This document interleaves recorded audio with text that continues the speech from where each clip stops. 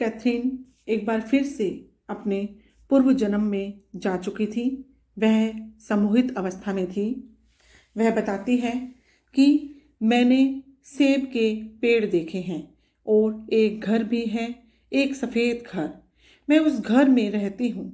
सेब सड़े हुए हैं, उनमें कीड़े हैं। कीड़े खाने के लिए अच्छे नहीं। वहाँ एक झूला है, पेड़ पर लटका हुआ एक झूला। मैंने कहा वह खुद को देखे। मेरे बाल हल्के हैं, बाल भूरे हैं। मैं 5 साल की हूँ। मेरा नाम कैथरीन है। मैं आश्चर्य से भर उठा। वह अपने वर्तमान जीवन काल में प्रवेश कर गई थी। वह 5 साल की उम्र वाली कैथरीन थी, लेकिन वह यहाँ तक किसी कारण से पहुंची थी। कैथरीन, क्या वहाँ कुछ हो रहा है? मैंने पूछा। मेरे पिता हम पर गुस्सा हैं क्योंकि हमें घर से बाहर नहीं होना चाहिए था। वे मुझे छड़ी से मार रहे हैं। छड़ी बहुत भारी है, इससे चोट लगती है।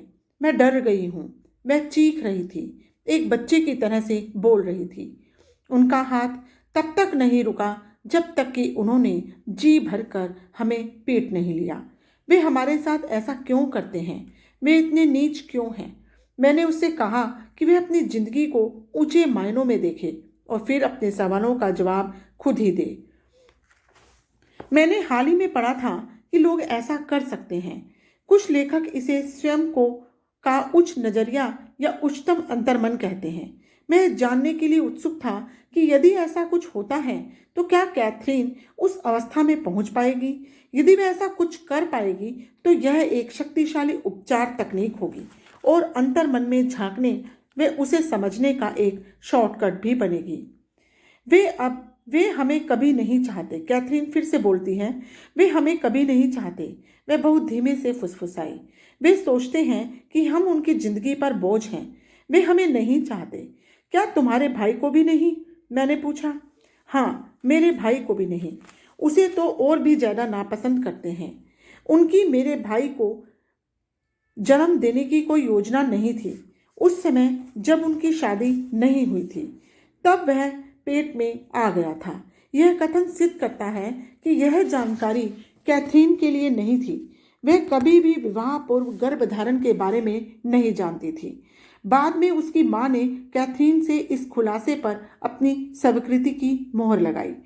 यद्यपि एक जीवन काल का वर्णन कर रही कैथरीन की समझ और उसका जीवन को लेकर नजरिया मध्यावस्था या आध्यात्मिक अवस्था तक सीमित था, किसी तरह यह उसके दिमाग का एक उच्च हिस्सा था, एक तरह की परम चेतना था।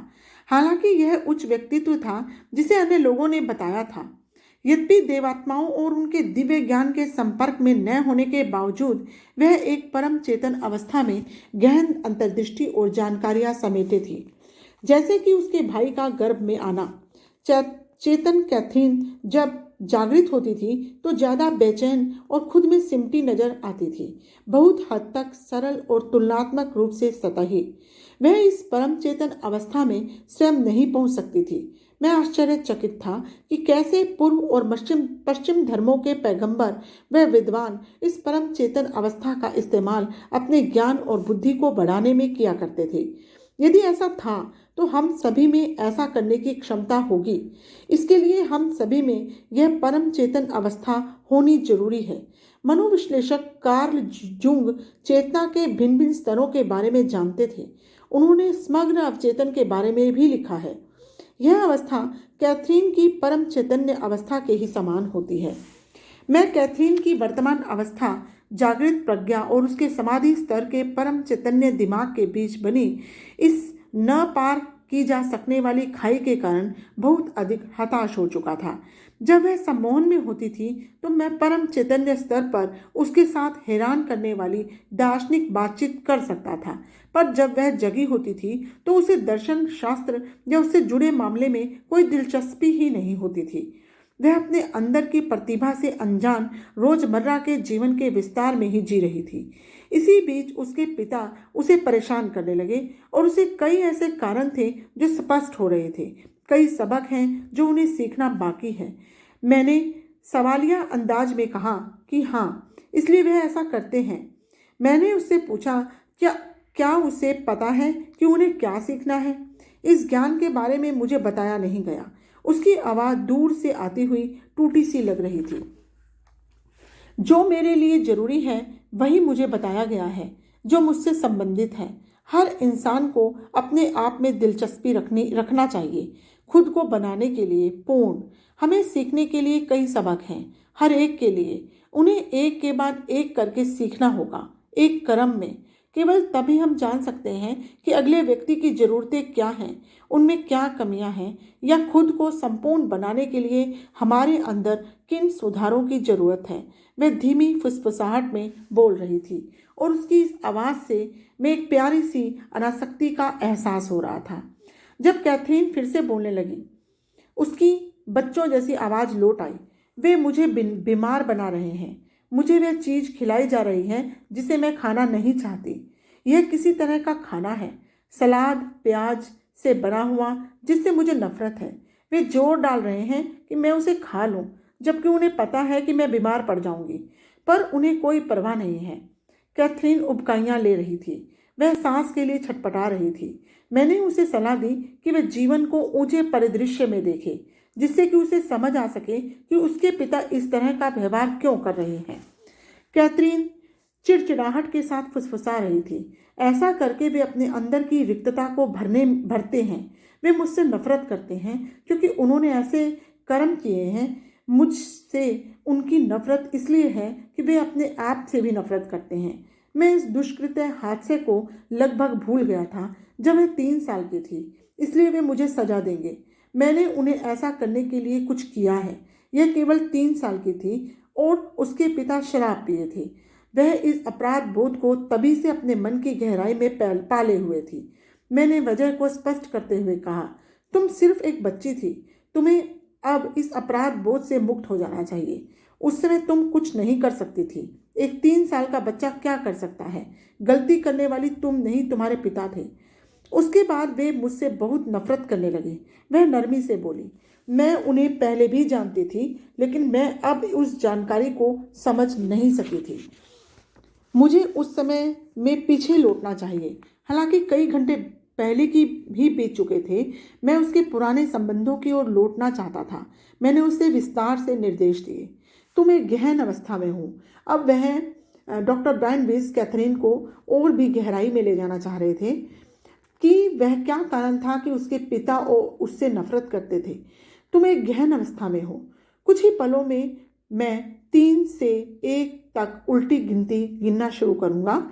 इसके बाद तुम एक और गहरी समाधि में चले जाओगी और खुद को पूर्ण सुरक्षित महसूस करोगे।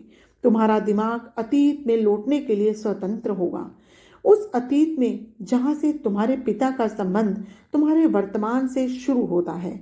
उस दौर में जब बचपन में तुम्हारे और उनके बीच कुछ महत्वपूर्ण घटना घटी थी। जब मैं एक कहूँगा तो तुम उस जीवन काल में लौट जाना और उसे याद रखना। यह तुम्हारे इलाज के लिए महत्वपूर्ण है। तुम इसे कर सकती हो। 3, 2, 1। इसके बाद एक लंबा विराम आ गया। वे मुझे नहीं दिख रहे, लेकिन मैं लोगों की हत्याएं होते देख रही हूँ।